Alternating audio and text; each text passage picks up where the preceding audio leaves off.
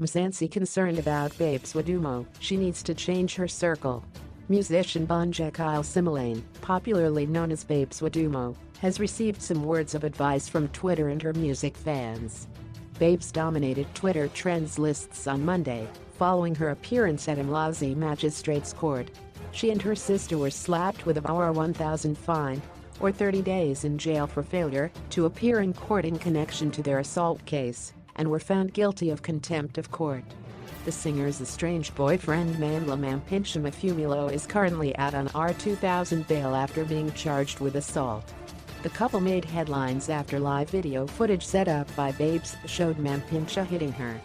He has since apologized publicly. Tweeps are concerned about her well-being and say Babes needs to surround herself with people who care about her and will help propel her career to even greater heights. Here's some of the reaction to the news of her court appearance.